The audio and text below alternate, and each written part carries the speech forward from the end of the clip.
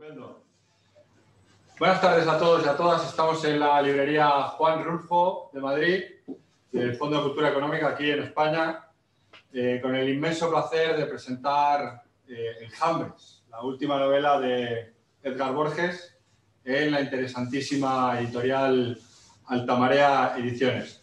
Yo soy Pablo Sanz, responsable de comunicación y prensa de Fondo de Cultura Económica de España, y voy a tratar de conducir esta presentación. Antes de presentar a nuestros invitados, me gustaría señalar que esta presentación se está celebrando mediante la plataforma Zoom y que lamentablemente solo disponemos de 45 minutos.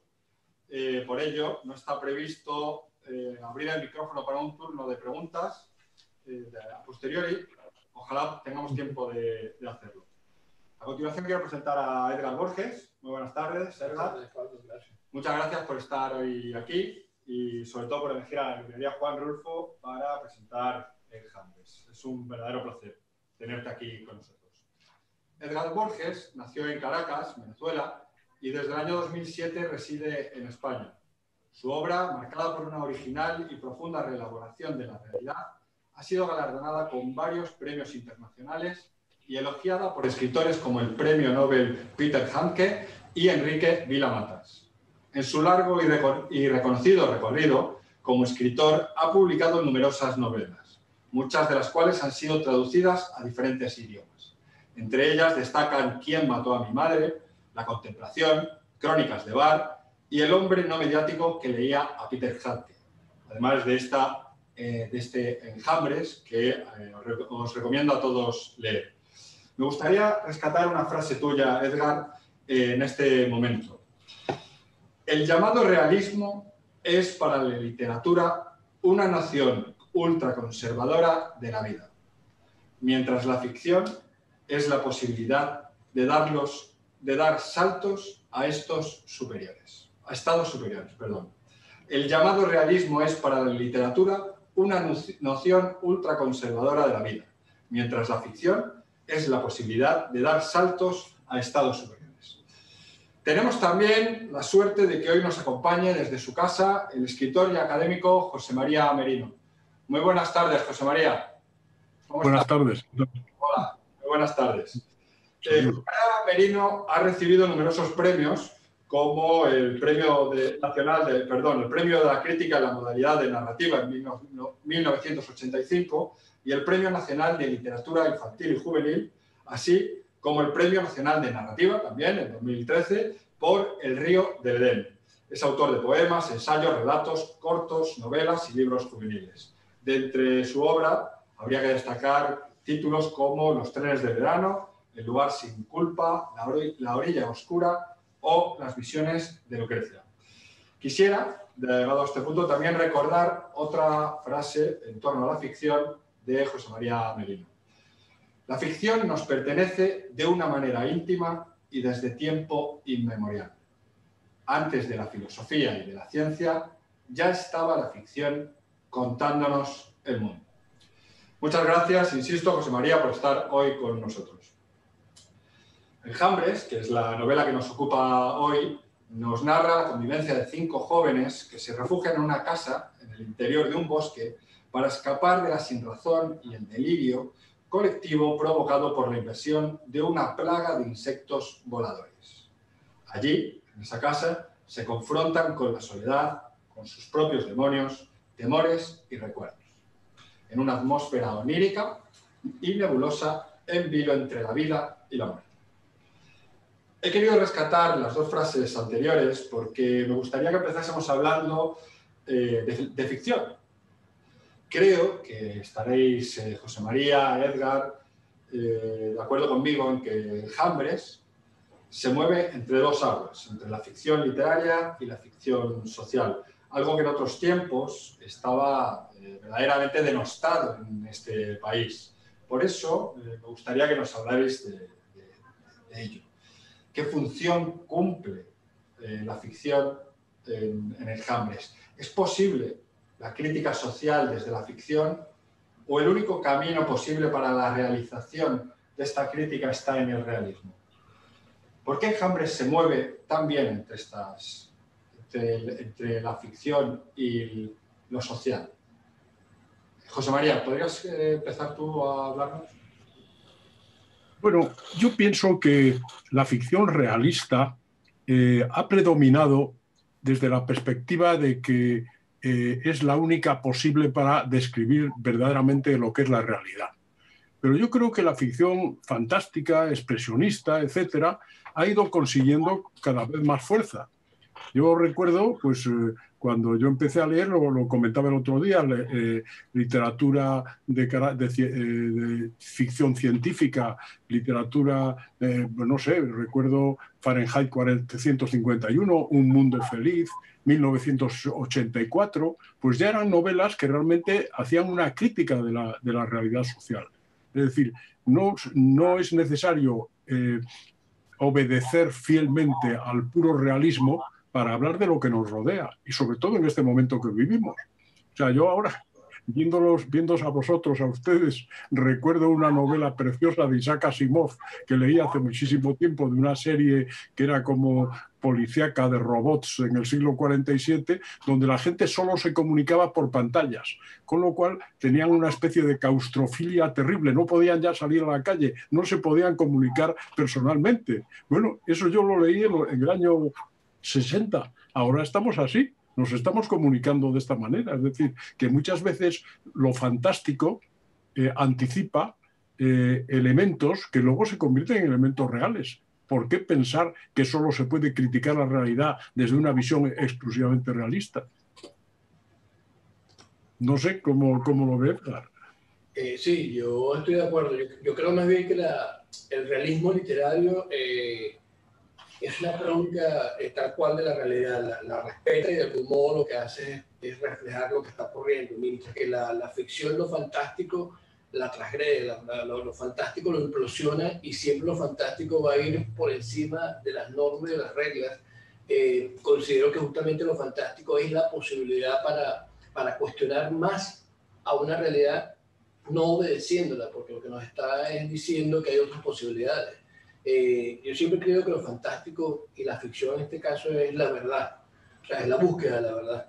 Y en ese camino de buscar la verdad justamente no se puede respetar la realidad tal cual como está. El escritor es un inconforme de la realidad que tiene enfrente y justamente está mirando más allá de ese presente, y allí es cuando se dan ese tipo de novelas de anticipación o que la literatura pueda decir lo que va a pasar en un futuro, y que eso en cierta forma, como lo decía José María, termina ocurriendo ya en la actualidad, no nos refleja claramente.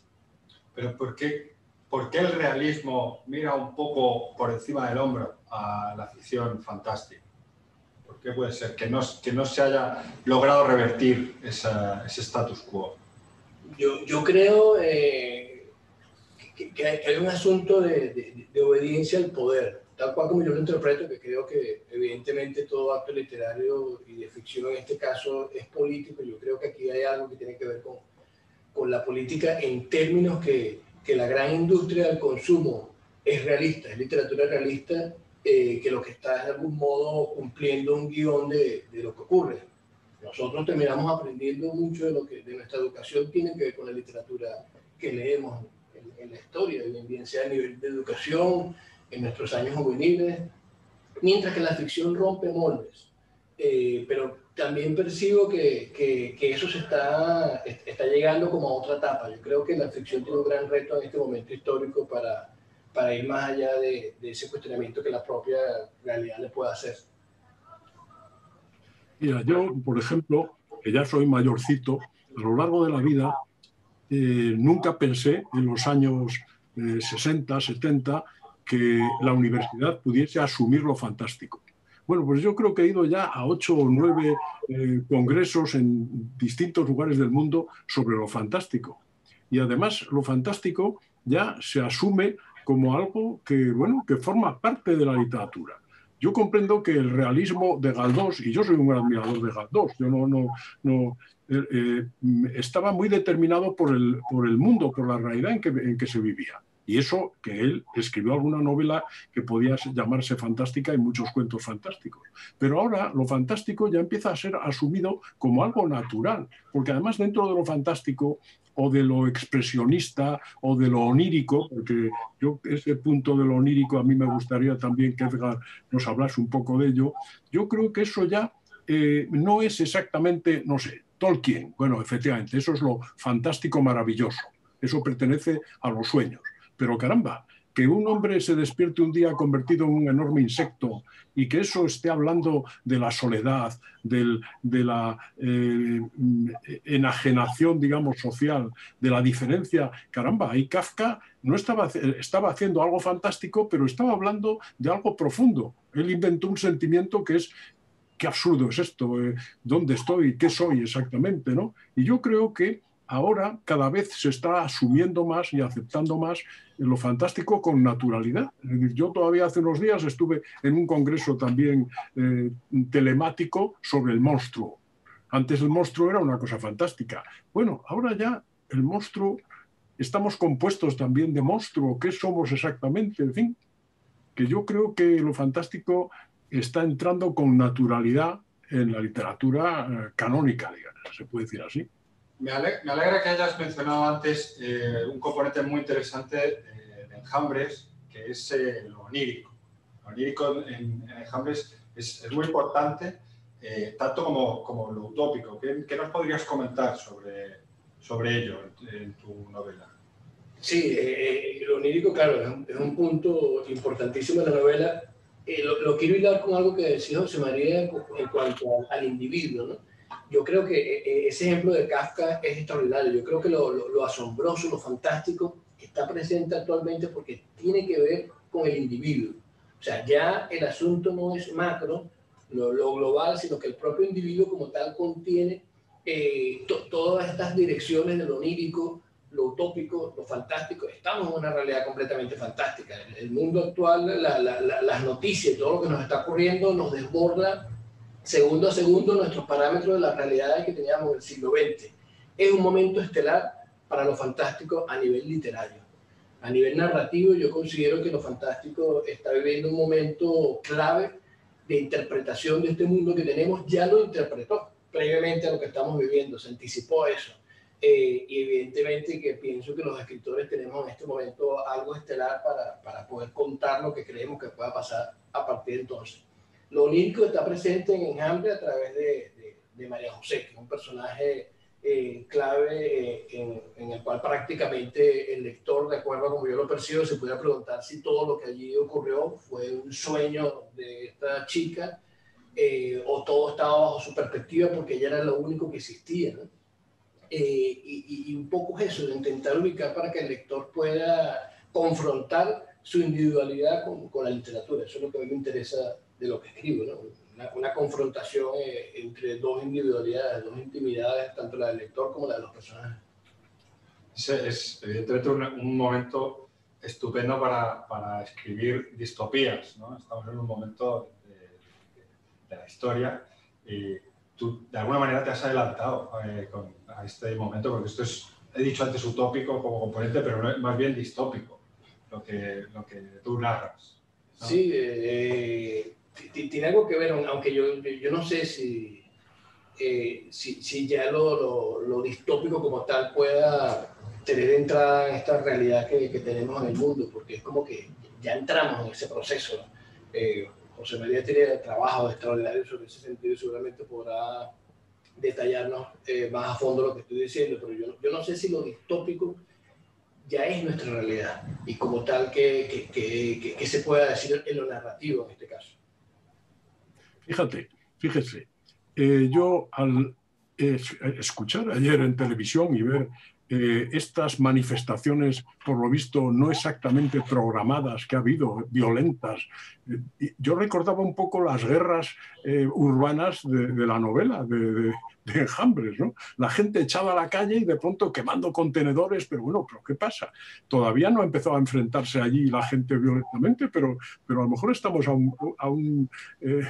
a punto de ello, ¿no? O sea, entonces esto hace unos días, ayer decían, bueno, parece que no, nadie lo ha organizado, esto ha ido a través de las redes, pero bueno, eso a mí me ha parecido absolutamente un poco perteneciente a un mundo muy extraño, como no me atrevo a decir fantástico, pero desde luego distópico sin duda, ¿no? Ahora estamos viviendo la elección del presidente de los Estados Unidos. Dicen, parece que Trump no va a aceptar que... Bueno, pero ¿de qué estamos hablando? O sea, es decir, cosas que nos parecían que no podían pertenecer sino en fin, a la burla, al esperpento, etcétera, ahora están en la realidad con toda naturalidad. Entonces yo creo que precisamente la gracia de Enjambres es que es una novela que no pertenece exactamente a lo fantástico, sino que está en ese límite entre lo real y lo posible dentro de lo esperpéntico, de lo extraño, de lo onírico. Yo creo que el tema del onirismo también juega mucho, porque vivimos una sociedad un poco onírica también, ¿no? Y yo creo que estos libros que son capaces de despertar eso en la gente que lee, etcétera, pues están tratando también de la realidad. No tratan de la realidad, en fin, pura, dura y simple del siglo XIX, sino están tratando de otra realidad que se parece más a lo que está empezando a ser el siglo XXI, porque el siglo XXI está entrando en un mundo muy misterioso, muy extraño, ¿no? Sí, José María, cuando hablamos de los disturbios, las protestas que hay actualmente en distintas partes, sobre todo de Europa, la conversación que tenemos me hizo pensar en algo. También tenemos como un debate entre la razón social y la razón literaria. En cierto sentido tenemos un reto de la razón. La razón del ser humano está ante un reto en cuanto a que la realidad no puede estar desbordando, y de qué modo nosotros vamos a ser capaces desde la razón de interpretar y vivir esa realidad tan confusa que pareciera literaria. Entonces, ¿hasta qué punto una especie de debate entre lo ficticio que en un momento leímos y lo ficticio que ahora estamos viviendo? Ficción literaria, ficción social. Yo creo que eso es algo muy interesante de este siglo, que de verdad que nos toma de una manera sorpresiva, dándonos a cada instante algo que más bien parece de ficción, parece fantástico. Sí, hay un asunto, un tema que me llama mucho la atención de Enjambres, que es la soledad emocional, que es una enfermedad muy de nuestra época. A mí me da la sensación de que en Enjambres todas las relaciones humanas están empañadas por esta soledad. Los hijos se sienten solos frente a sus padres, los jóvenes se sienten solos, viven de espaldas a sus compañeros en esta casa, en el bosque. Y como decía, me parece que es una afección típica de esta época que está presente en toda la novela. ¿Qué os parece a vosotros? ¿Qué importancia creéis que tiene la soledad dentro de la novela? Hombre, para mí eso está muy bien. Estos 5 jóvenes amigos, las 2 chicas y los 3 chicos, que se van a ese lugar del bosque precisamente para apartarse, porque los padres los llevan ahí para apartarlos de la violencia urbana, de las guerras urbanas. Resulta que entre ellos, aunque se conocen desde niños, hay como una distancia extraña. Una distancia que yo creo que en el mundo que vivimos también existe esa distancia.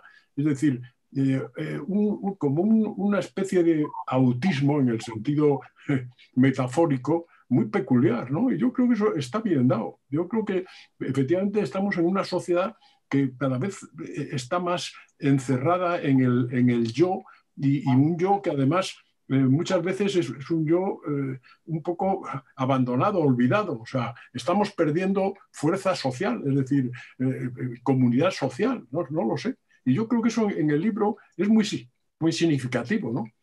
Incluso la relación familiar, las relaciones familiares en el libro también están muy bien dadas, ¿no? Estos padres o madres que vienen a verlos un día a la semana para traerles algo y que los chicos se escondan para no verlos. Eso está muy bien.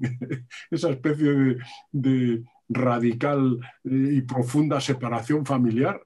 Bueno, yo creo que eso también de algún modo tiene que ver con el mundo que estamos viviendo. Sí, yo creo que efectivamente existe una soledad escogida, que es la que tú tomas, que te sientes bien en ese momento de soledad, y existe una soledad conducida, que de algún modo creo que es la negativa, ¿no? Y es la soledad que hemos venido viviendo. Con el tema del confinamiento, a mí eso me hace pensar que ya nosotros veníamos confinados de algún modo en nuestra propia individualidad. O sea, este mundo mismo virtual que paradójica y contradictoriamente estamos hoy presentes, y estoy hablando de esto, el mundo virtual de algún modo nos fue conduciendo a ese confinamiento particular donde fuimos perdiendo esa fuerza colectiva que hablaba José María, pero también fuimos perdiendo nuestro propio vínculo con nosotros. De algún modo nos aislamos de nuestras propias experiencias íntimas para ponernos en sintonía con unas máquinas y con un mundo que en realidad es extraño para lo que es la emoción humana, ¿no? Y yo creo que ese confinamiento ya estaba dado de un modo invisible. Lo que yo llamo el mundo virtual cárceles invisibles, una especie de cementerio gigantesco donde cada quien está aislado en su propia tumba, ¿no? Los muertos vivientes. Y ya ese confinamiento colectivo que se da actualmente, de algún modo estamos preparados. Yo creo que muchas veces no pensamos eso, pero ya nosotros estábamos preparados para un confinamiento colectivo porque ya veníamos de ese confinamiento individual. ¿Preparados o predispuestos? Predispuestos, estábamos predispuestos porque estamos como perdiendo la noción de los vínculos no solamente sociales, sino con nosotros mismos. Sí, quizá nuestra sociedad estaba más preparada para un confinamiento así que hace 50 años. Seguro, o sea, antes del boom de Internet y todo esto, sí. Obviamente que creo que la sociedad no hubiese resistido el confinamiento. Otro tema muy, muy interesante de la novela es, y tú lo comentabas antes, es la violencia que hay. Ya no solo la violencia entre seres humanos, sino la violencia que hay entre los propios insectos en el bosque. ¿Creéis que toda la violencia que hay reflejada en Enjambres es, de alguna manera, reflejo de nuestra sociedad, como más o menos apuntaba Edgar antes? Bueno, yo creo que las peleas de insectos, en cierto modo, en la novela son simbólicas, o sea, demuestran lo que hay debajo, o sea, esas peleas que hay en las calles. Yo cuando veo la gente quemando contenedores o estas manifestaciones, en fin, que tienen detrás el doloroso problema de la pérdida del empleo, con la gente quemando neumáticos, o sea, incrementando, digamos, la polución. Y yo digo, bueno, qué terribles, qué desesperación profunda hay, ¿no? Qué sentimiento también violento frente a las cosas, frente a la realidad, ¿no? Y yo pienso que sí, que estamos asistiendo a un mundo, hombre, el siglo XX fue terriblemente violento, pero la violencia del siglo XX, violencia criminal terrible, las guerras, todo lo que hubo, en fin, el siglo XX yo creo que ha sido uno de los más dolorosos de la historia humana, ¿no? Pero, sin embargo, ¿cómo diríamos? Socialmente, pues la gente, hombre, la violencia era un juego, se hacía pues, en determinados espectáculos, etcétera, pero ahora ya la violencia está ahí, de pronto aflora. Yo ayer al ver esas manifestaciones que ha habido en León, aunque yo vivo en Madrid, en fin, tengo grandes recuerdos y veo, no sé, calles de León con gente por allí quemando cosas. Digo, pero bueno, pero ¿qué es esto? ¿De dónde viene esta locura? Eso está ahí, es evidente. O sea, lo que debe hacer la literatura, y es lo que ha hecho desde el punto de vista del pensamiento simbólico, es intentar interpretar la realidad. La literatura ha pretendido decir cómo somos, qué nos pasa, qué nos sucede, cómo nos relacionamos, y de algún modo a mí creo que Enjambres cumple esa función claramente, ¿no? Está también descifrando esas cosas que tal vez no se pueden entender de otro modo, descifrando estas cosas extrañas que hay en la realidad, ¿no? Y esa violencia que cada día es más evidente, yo creo que está claramente en lo que vivimos, ¿no? Yo pienso lo siguiente, el siglo XX efectivamente fue un siglo guerrero y muy violento, pero entre países. Guerras entre países como tal y situaciones que se daban contra colectivos, masacres específicas. Creo que este siglo lo está determinando una violencia, como lo plantea la novela, de todos contra todos. O sea, de alguna forma es una violencia desquiciada porque ya no lleva, toda violencia es desquiciada. En este caso, esta violencia es de la sospecha. Tiene que ver con lo que hablamos ahora de la soledad y con toda la construcción de la charla que ha llevado Pablo, en el sentido de que todos estos segmentos, violencia, la relación incómoda con la naturaleza, nos hace sentir extraños. O sea, el otro siempre va a ser un extraño. Y eso ya lo estamos viendo que está de algún modo reventando. Este es un tema de la pandemia, nos está creando una serie de miedos hacia el otro, donde antes de estas olas de violencia que hay actualmente en Europa, ya yo lo llegaba a ver, seguramente ustedes también lo han visto, en supermercados, en cualquier parte, alguien discutiendo con otro porque no tenía la mascarilla o porque se le acercaba mucho, y ya la discusión verbalmente ya era muy violenta, muy agresiva en el primer confinamiento. Entonces, desde ese punto de vista, yo creo que la violencia que está determinando este siglo, y no sé los próximos años cómo va a ser, tiene que ver una violencia de todos contra todos. Ya es la sospecha del uno contra el otro. Se nos echa el tiempo encima, pero bueno, no quiero dejar de comentar una cosa que precisamente has dicho tú ahora. La importancia que tiene la naturaleza dentro de todo este desquiciamiento colectivo que cuentas tú en Hambles. José María, ¿qué opinas tú? ¿Qué crees que esto puede venir de la incapacidad que tiene el hombre actual de vivir en el medio rural o en el medio natural? Yo creo que el ser humano ha olvidado que pertenece a la naturaleza. Nosotros, a mí me sorprende, por ejemplo, ahora hablamos de la inteligencia artificial y olvidamos las famosas leyes de Asimov. Ojo, cuando creamos robots o inteligencia artificial hay que crear unas leyes porque si no esa inteligencia un día va a decir, pero si la lista soy yo, este ser humano está lleno de deficiencias, ¿no? Entonces, yo creo que efectivamente hay algo que no sé, que está también un poco con nosotros y está en el mundo que vivimos, ¿no?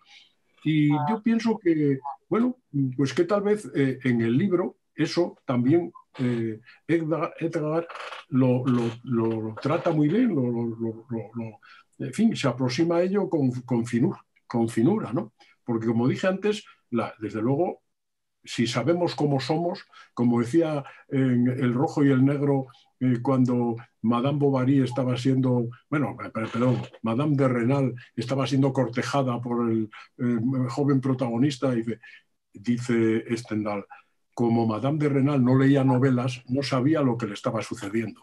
Y la literatura nos enseña a saber lo que nos sucede. Sabemos pues, que odiamos, que amamos, que somos héroes, que somos traidores. Lo sabemos porque tenemos toda esa carga de arquetipos que nos ha ido dando la ficción, ¿no?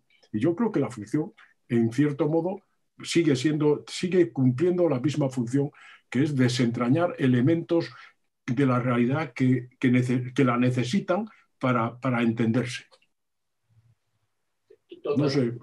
En la novela, la naturaleza está allí como un espacio, bueno, el espacio muerto donde estos personajes están haciendo sus media vida dentro de ese espacio muerto. En ese sentido tiene que ver con lo que decía José María, la naturaleza, hemos perdido el vínculo con la naturaleza, nos hemos dado la espalda, y yo creo que cuando se habla tanto de la posibilidad de que nosotros como especie no existamos, nos destruyamos, yo creo que hay algo peor, si puede haber algo peor que la destrucción, que es que nosotros nos convirtamos en seres desconocidos para nosotros mismos y para el espacio. Y lo que estemos es construyendo una especie de forma de vida completamente muertos en este espacio donde nosotros mismos no sepamos que estamos vivos de lo que estamos haciendo. Entonces, en ese sentido, la permanencia en la Tierra con una vida media tendría menos sentido que la propia destrucción. Ese es un peligro que yo creo que corremos en el mundo. Acabamos de recibir una notificación de Zoom, y es que nos han quitado el límite de tiempo. Podemos amanecer aquí. Entonces. Podemos hablar un poco más. No lo teníamos previsto. Hemos llegado en tiempo y forma a los 40 minutos. No sé, ¿te parece si nos lees una parte de un párrafo del libro? Sí, aunque no lo tengamos preparado, no sé si te parece bien o... Sí, déjame ver qué... No sé, José María, mientras tanto, si quieres comentar alguna cosa más de tu lectura de Jambres. Bueno, yo creo que el tema de la naturaleza, concretamente, en el libro, está muy bien dado porque parece un sueño. María José, que es la que sale a recorrer un poco el bosque, cuando se encuentra con ese lago, el lago del universo, eso tiene todo un aire como de ensoñación, ¿no? Yo creo que yo ahora veo, me encanta la naturaleza, soy un entusiasta de la naturaleza. Y claro, a veces voy por un monte y de pronto baja alguien en una bici a una velocidad terrible. O veo a alguien volando con unas alas que se ha tirado desde no sé dónde. Digo, bueno, pero ¿por qué no disfrutar de la naturaleza en relación directa con ella? O sea, ¿por qué tenemos que utilizarla para, bueno, no digamos el enorme daño que le estamos haciendo? Eso entra dentro ya del tema, en fin, del conflicto profundo que el ser humano está teniendo con el lugar donde vive, porque cada día esto está peor. Es decir, y además está claro, aunque sigan habiendo negativistas del cambio climático y todo esto, vamos, o negacionistas, está claro que esto, en fin, esto está en un momento muy peligroso. Pues a mí ese tema de la naturaleza creo que en la novela está francamente bien dado, ¿no? Porque primero estos chicos están separados totalmente de la naturaleza. La única que disfruta un poco de la naturaleza es María José, pero María José disfruta de ella a través de una especie de ensoñación, ¿no? La naturaleza es un mundo, pues eso, que lo utilizamos, pues eso, para destruirlo, es para lo que lo estamos utilizando. O bien por razones de negocio, destruyendo bosques para plantar otras cosas, etcétera, o bien por razones pues eso, de deporte. Yo a veces me sorprende ir a sitios que yo conocí hace muchos años y que eran sitios realmente bucólicos y maravillosos, destruidos. Vamos, destruidos. Aquella cala preciosa y tal, pero si ahora es un sitio lleno de porquería, etcétera. Aquel lugar precioso del río tal, en aquel sitio, pero si aquello se lo han cargado, han puesto allí una especie de chiringuito, está lleno de coches por todas partes. O sea, nuestra falta de sensibilidad con la naturaleza, yo creo que también está muy bien en el libro, se refleja muy bien esa realidad extraña, misteriosa con la naturaleza, ¿no? Sí, justamente voy a aprovechar lo que hizo, voy a tomar un capítulo que se titula El bosque. Dice así, María José avanzó de espaldas al grupo. En su retirada susurró que iba a recoger setas. Los 4 observadores no sabían si fijar la atención en el columpio que aún se movía o en el cuerpo que se alejaba. En su avance, ella bajó la cabeza y sintió el deseo de invitar a sus amigos a jugar. De niños, innumerables veces jugaron a la rayuela, al escondite, o simplemente a correr por correr. ¿Pero acaso seguían siendo los mismos amigos de antes como para atreverse a jugar? María José se adentró en el bosque, sintiendo que su paso incomodaba a la naturaleza. Quizá por eso avanzaba con lentitud torpeza. Se sintió observada por la profundidad del bosque y detuvo el paso. Ojos vigilantes, ojos de bicho, ojos de humano. ¿Padre?, se preguntó extrañada. Negó con la cabeza y retomó el paso con el sendero central. Poco a poco se fue aproximando al único espacio abierto que tenía el bosque, el lago del universo. Un enorme lago custodiado por 7 árboles gigantes.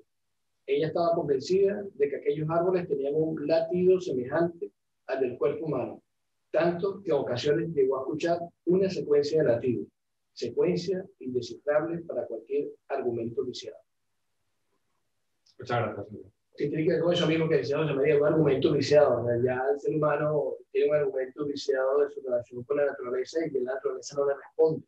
Ella misma quería saber si estaba dentro de la naturaleza o en un espacio muerto, ¿no?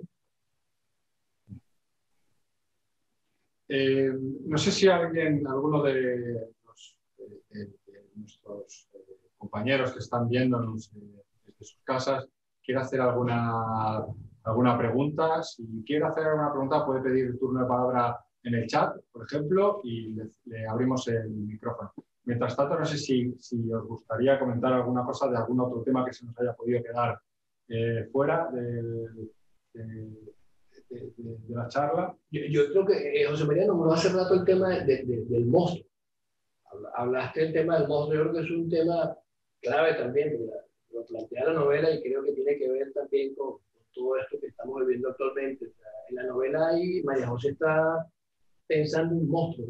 De algún modo ella termina viendo que sus amigos se convierten en monstruos, sus padres también se convierten en monstruos, pero también tiene temor del monstruo que ella pueda tener por dentro. Yo creo que es a nivel simbólico, que fue un poco lo que escribiste, José María, con el tema de la crónica, ¿no? El compromiso simbólico. Yo creo que eso es clave. El tema del monstruo, que es algo que a mí me apasiona con Frankenstein y tantos ejemplos que hay en la literatura de cómo nosotros mismos podemos pretender huirle a un monstruo cuando el monstruo lo llevamos por dentro, ¿no? Cuando lo fabricamos nosotros, o somos nosotros. Sí. Alguien quería hablar, ¿eh? He visto aquí una... ¿Sí? Adelante, pero yo no alcanzo a ver los nombres de... Sí, soy Jorge Molinero y quería hacer una pregunta a Edgar y bueno, introducir un elemento adicional en el debate. Cuando yo leí Enjambres, que me llegó en plena pandemia, por un confinado en casa, una de las cosas que me llamó mucho la atención de la novela, me gustó mucho, por supuesto, ya conocía la obra de Edgar, por lo tanto, no me sorprendió la calidad porque ya la conocía anteriormente, pero sí que la temática y la forma en la que está escrita y esta visión coral de los diferentes adolescentes que están ahí, pero me llamó mucho la atención cómo trataba el miedo. Es decir, yo creo que esta novela refleja que una sociedad con miedo es una sociedad controlable y controlada.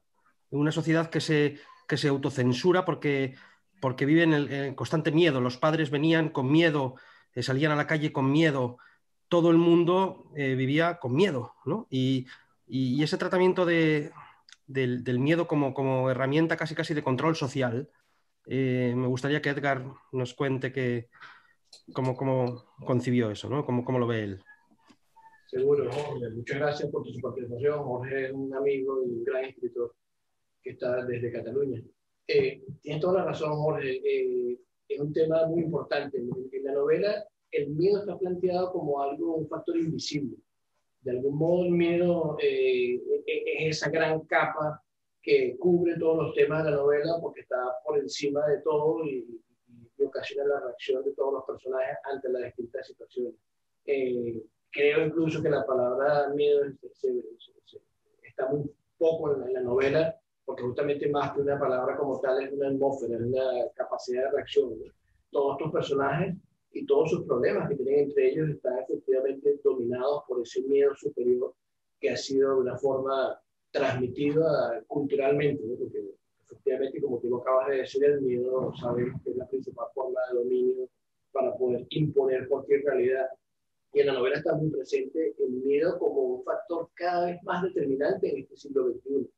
Porque nunca se sabe por qué estallado en la novela esta guerra de todos contra todos. Nunca se sabe en realidad por qué todo esto ocurrió. Hay un factor invisible en la novela, hay una causa invisible. Las consecuencias son las que están palpables, son las que están para que la pueda percibir el lector, pero la causa no está presente. La causa queda en la interpretación del lector, pero la causa es eso que te acaba de decir, la causa es el miedo. El miedo como construcción de una cultura. Y las consecuencias son todas las tramas que están en la novela. Perdón, hay otra pregunta. Sí. Hay otra pregunta de Miguel Antonio de Guevara. Guevara, sí. Adelante, Miguel. Muchas gracias, Jorge. Gracias, Jorge. Hola, ¿cómo están? Hay un personaje que se llama Adolfo, ¿no? Él en algún momento hace una afirmación que a mí me pareció extraordinaria, que él dice, yo no quiero la salvación. Yo pensaba, porque además este personaje es el que manifiesta como un deseo parricida, ¿ya? Entonces yo quería preguntarle a Edgar si hay algún tipo de guiño allí con Adolfo Bioy Casares y el diario de la Guerra del Cerdo. Hola, Miguel Antonio, un gran escritor venezolano, también amante y explorador de ficciones. Sí, hay un guiño a Adolfo Bioy Casares, pero también tiene que ver eso que te acaba de decir de la salvación con respecto a este personaje, con otros personajes de la historia que me apasionan como tal por distintos factores que ellos han vivido, como Pasolini. Hay ciertas cosas de Pasolini que yo pensé para este personaje en cuanto a los diálogos. Y la salvación como un elemento. Fíjate que este personaje es tan contradictorio que él aparentemente es el villano del grupo, pero tiene sus debilidades, efectivamente, y cuando él dice que no quiere que nadie lo salve, está aflorando la víctima que hay en él. O sea, él es el opresor, pero también es víctima de una situación que lo supera a todos ellos, ¿no? El nombre Claro. fue puesto efectivamente por Bioy Casares, pero también tiene que ver con Adolfo Hitler. Algunas cosas del nombre. Ah, wow. Okay. Y si te pones a ver la manera como él busca el liderazgo del grupo, claro, hay un guiño también a esa clase de liderazgo histórico, ¿no? Dos personajes completamente contrapuestos, ¿no? Pero sí es un personaje muy ambiguo porque no es efectivamente, como no lo es ningún ser humano, efectivamente no es completamente perverso, como tampoco es noble. Entonces hay toda una contradicción Okay. en la novela. A veces sí, muchas gracias. A veces me veis aquí que estoy fuera de la presentación, pero estoy comunicando con mi compañero que está detrás de la cámara y me va dando información de las redes y de quién quiere hablar ahora. Pero queremos hacer la palabra a Chara Latour. No sé Andreina. Sí. Chara, cuando quieras. Bueno, ahora te abrimos el micrófono.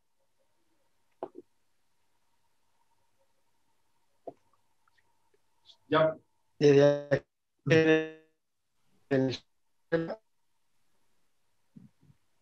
abierto? ¿Escuchan?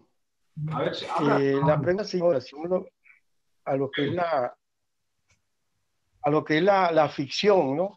Y si de alguna manera esto está conectado, digamos, con lo que se podría decir la distopía o la realidad, pero a su vez la ficción de alguna manera está desconectando a la persona y a través del arte, ¿no? A través de lo que podría ser la literatura, la música, y esa desconexión de las personas que buscan en realidad para conectarse con este arte, ¿no? Pero a su vez se podría considerar esta misma ficción o esta desconexión como un mecanismo para conectarse a la realidad. Sí, hola Chara, muchas gracias por tu planteamiento. Yo pienso, sobre eso que tú dices, yo creo que siempre lo ha tenido el arte un papel estelar en cuanto a golpear en el buen sentido a la sociedad. El arte, esa es la función del arte. Caer, como decía Kafka, como un hachazo, un libro que cae como un hachazo en la cabeza del lector. Yo creo que el arte tiene que conmocionar, porque si no, no es arte, simplemente es crónica, con un buen sentido que puede tener la crónica, pero el arte va por encima de esas circunstancias. Y actualmente, en este siglo XXI tan confuso, yo pienso que el arte, más aún, debe ocupar un papel estelar completamente en la interpretación de estas realidades tan difíciles de interpretar a veces para el propio periodismo, porque el periodismo sabemos que va en una dirección completamente distinta al arte en cuanto a la actualidad, en transmitir información muy instantánea, y el arte tiene que ir por encima de esa situación para poder interpretar lo invisible, todo aquello invisible que está ocurriendo en el día a día. Gracias, Chavo. Tenemos otra pregunta de Andreina Monasterio, perdón, cuando puedas. Hola, Andreina.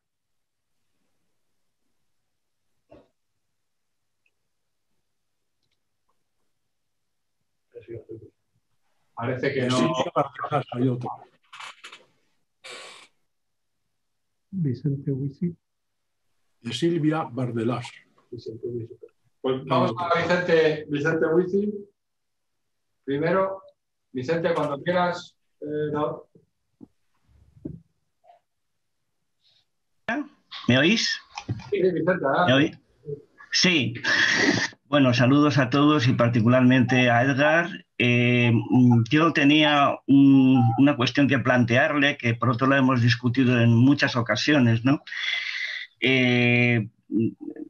ciertamente el realismo, bueno, pues es una forma, vamos a decir, de expresión que contribuye a generar una construcción social de la realidad, ¿no? Que en este momento pues está, yo creo que además articulada pues en las redes, en los medios de comunicación de masas, y en ese sentido, pues tanto esta novela como otras obras de Edgar siempre han aportado justamente un contraste, ¿no? Esa especie de elemento sorpresivo, hachazo, o si se quiere, diferencia de lo que habitualmente se entiende como realidad, ¿no? Cuando antes Edgar has hablado de la verdad, yo creo que ahí has dado un poco en el clavo, ¿no? Porque hay una identificación entre la realidad y la verdad que, salvo que tengamos una especie de guardaespaldas metafísico, no se produce, ¿no? Es decir, que estamos en una perpetua y constante lucha por la verdad frente a la realidad. En este sentido, y para no alargarme más, así como, yo que sé, en otros ámbitos del arte, como la plástica o puede ser el cine, etcétera, la literatura en el sentido estricto, ¿no? Tal como creo que tú la practicas, yo creo que tiene una virtualidad, y sobre esto me gustaría que comentaras algo, que es su intraducibilidad. Es decir, de alguna manera, y recuperando un poco el valor, ¿no? de la escritura, de la lectura, esa manera de ficcionar, ¿no? Casi de friccionar al lector y a la lectora, nos supone una pequeña catarsis que nos hace contemplar las cosas, las gentes, los paisajes y los paisanajes de otra forma, ¿no?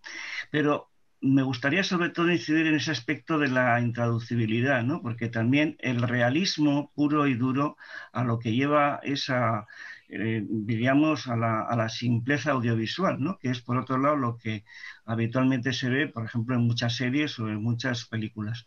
O sea, el punto sobre el que me gustaría que hablaras un poco es sobre ese carácter único, ¿no? Que tiene la escritura en el sentido tanto de la producción o de la creación como en el de la lectura. Gracias. Gracias a ti, Vicente, un placer verte y oírte. Yo pienso que efectivamente la lectura y la escritura, quizá como ninguna otra arte ni factor en el mundo, por lo menos como yo lo veo, trastoca la mirada y la interpretación humana. Justamente creo que por eso, en mi caso, y sé que es tu caso, el de José María, el de muchos escritores, lo que me interesa es contar situaciones que sean distintas del modelo clásico de comienzo, desarrollo y final, sino que en este sentido la propia escritura permite de algún modo sacar de su zona de confort al lector para que el lector pueda percibir que esa realidad en la cual él ha sido educado es una construcción, y esa realidad como tal se mueve. Ese suelo simplemente es un vacío sobre el cual se construyó una realidad, pero no significa que esa realidad, que lo que decías al comienzo, sea la verdad. Esas son cosas que nos las confunden mucho en la educación que traemos, ¿no? Entonces, lo que me interesa de la ficción justamente es la ficción como verdad, que va por encima y da saltos constantes a cada realidad, porque la realidad es ser movida. Muchas veces terminamos interpretando que la realidad es el destino, y nada más lejos que eso, creer que la realidad es el destino es algo ya creyente. Pero el asunto de la verdad y la ficción están tan entrelazados, y yo creo que ese es el papel importante que tiene la ficción literaria y en el arte en general. Todo artista cuando está creando, que está haciendo cine, artes plásticas, danza, música, está permitiendo una comunicación con el otro para transformarle su mirada. Yo creo que una obra artística lo es cuando quien la percibe ya no vuelve a mirar el mundo como lo veía antes. Yo creo que a partir de allí se hace algo. Eso es lo que pienso. Gracias. Gracias a ti, Vicente, un placer. Vamos a intentar volver a hablar con Andreina Monasterio. Andreina, ¿estás por ahí? Hola. Sí, aquí estoy, perdonad. Buenas noches. Bueno, no sé si en esta pausa en la que me he tenido que retirar ya habéis hablado de eso, pero me llama mucho la atención de la obra de Edgar ese sacrificio, por decirlo de alguna forma, que hay hacia la infancia, ¿no? Todos los personajes se despiden de manera muy violenta de su infancia. De hecho, siento que a María José de una u otra forma se le es arrebatada. Y pienso un poco en el papel que están viviendo ahora los niños en la pandemia, que les ha tocado también crecer un poco de repente, sacrificar sus espacios en la calle, madurar, ¿no? Era solo como una observación a ver qué podían comentar. Sí, no sé gracias, Andreina, que si José María también quería decir algo sobre este tema de la infancia, me parece que es muy importante, José María. ¿Me oye, José María? ¿Perdón? Si querías comentar algo de lo que dice Andreina sobre la infancia. Bueno, a mí, ya lo comenté antes, ¿no? Yo veo que estos jóvenes que se conocen desde niños, sin embargo, entre ellos no ha habido una comunicación profunda, ¿no? O sea, son todos solitarios, es un mundo de solitarios. Y yo pienso que tal vez la sociedad en que vivimos está llevando a ese mundo de solitarios, que al final se comunican pues por el WhatsApp o por el tweet y que en realidad no establecen una comunicación profunda, ¿no? Que establecen es otra cosa. Y tal vez eso está muy bien en el libro. Esos chicos que los padres los llevan allí para protegerlos, etcétera, y resulta que entre ellos, salvo cuando juegan esos juegos que inventan, ¿no? Pero son solitarios, es un mundo de solitarios. Y tal vez la sociedad, la cultura que estamos creando es una cultura de solitarios. Sí, lo que decías, Andrina, sobre el personaje de María José y la infancia, yo también creo que la infancia, en la infancia se comete como el primer asesinato a la imaginación del ser humano, ¿no? Crear una doctrina en el sentido de que romper todo ese mundo de imaginación y toda esa creatividad que tiene el niño, de algún modo se pretende como adoctrinar para que entre en un modelo educativo determinado, ¿no? Y la novela plantea eso. Estos personajes sienten que la infancia se les ha terminado de manera violenta. El tránsito hacia la vida adulta es un tránsito violento, agresivo, y por eso de algún modo ellos no quieren ir al mundo adulto porque están como en un trance, un limbo entre ser adultos o regresar a la infancia, que es algo imposible, ¿no? Eso ocurre en la novela. Tenemos también a Silvia. Sí, Silvia Bardelás. ¿Nos queda una pregunta más? Gracias, Andreina. Gracias, Andreina. Enhorabuena por este libro, que tiene una pinta buenísima, no me lo puedo leer, pero muchas gracias, lo voy a leer. Lo que me impresiona es que parece un libro escrito después de la pandemia. O sea, creo Disculpa, que Silvia, no te escuchamos bien. Perdón. No te preocupes.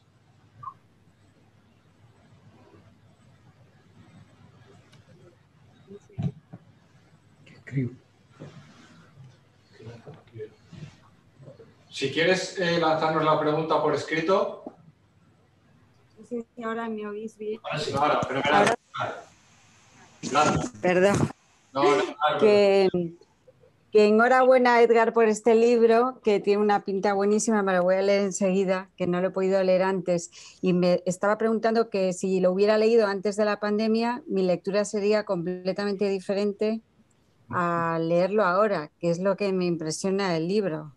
O sea, también por otro lado pienso que si lo hubieras escrito después de la pandemia, lo hubiera entendido más. Y mi pregunta es que, ¿qué te llevó a pensar o a concebir un libro así antes de, pues es decir, cuando la sociedad era diferente a la que es ahora y esto no estaba tan claro que hubiera esta especie de vida extraña? No sé, Sí. Sí. Hola Silvia, muchas gracias por tu planteamiento. Sí, tiene mucho sentido lo que tú preguntas, porque en realidad lo que me llevó a concebirlo fue que ya yo estaba percibiendo que había una violencia, como comentamos hace un rato, que había una violencia entre las personas, entre el individuo. Yo sentía que mucho antes del tema de la pandemia ya veníamos cada vez cambiando más el carácter en nuestro comportamiento ante los demás, y esa progresiva agresividad del individuo es lo que me llevó a crearla. Yo recuerdo que en una oportunidad yo iba por la Gran Vía y vi una discusión entre una chica que se estaba bajando de un bus con el conductor. Las razones de la discusión la desconocía por completo, pero la manera como le contestó el conductor del bus a la chica me pareció tan agresiva que yo ya tenía la novela en la cabeza y me dije, sí, ya estamos cambiando nuestra forma de relacionarnos, y nuestra forma de relacionarnos cada vez más violenta, más agresiva. Y de ahí nace la idea. Después, evidentemente, cuando ocurre la pandemia, que ya el libro incluso estaba publicado y la editorial incluso tuvo que guardarlo porque fue el momento del confinamiento, ya yo me dije a mí mismo, bueno, esto tiene que ver de algún modo con eso que ya yo venía viendo. El mundo iba camino a una violencia que cada vez vemos cómo se está desarrollando más, y la pandemia, el virus como tal, pues puede ser múltiple símbolos, ¿no? La violencia como tal puede ser un virus, que lo ves también en la novela, es el gran virus de la novela, más allá de un virus por una enfermedad, sino que la violencia es el gran virus, la soledad, la incomunicación, es el gran virus de la novela. Gracias. Gracias, Silvia. Gracias, Silvia. No, creo que no tenemos ya ninguna pregunta más. La recámara, si quieres que te queda algo en el tintero, Edgar. No, nos vamos a despedir. Nos despedimos ya. No, bueno, para darle las gracias en primer lugar a ustedes, la librería Juan Rulfo, por este espacio. Gracias a ti, Pablo, por todo el trabajo, que muy amable, de verdad. Gracias a José María Merino por su participación y por toda su lectura sobre la obra, que me parece que de verdad que ha sido muy importante. Desde toda mi admiración hacia su obra. Gracias a todos los participantes, que de verdad muy agradecido. José María, no sé si quieres. José María, si quieres comentar alguna cosa más. Nada, ha sido un placer, ha sido un gusto, y a seguir escribiendo. El placer es nuestro. Bueno, antes de despedirnos, queremos recordaros que podéis adquirir vuestro ejemplar de Enjambres tanto en la librería Juan Rulfo de manera presencial como en nuestra web www.libreriajuanrulfo.com. Además, todos los ejemplares que se vendan de aquí a una semana os los enviaremos con la firma de Edgar. Los enviaremos dedicados por su autor. Nada más que daros las gracias, Edgar, María, por pasar este agradable rato con nosotros. Ha sido un verdadero placer compartir este rato y con todos los amigos y amigas que nos han acompañado en esta conexión por Zoom. Nada más que una recomendación. Cuidaos mucho y leed. Muchas gracias por estar aquí. Muy bien. Adiós.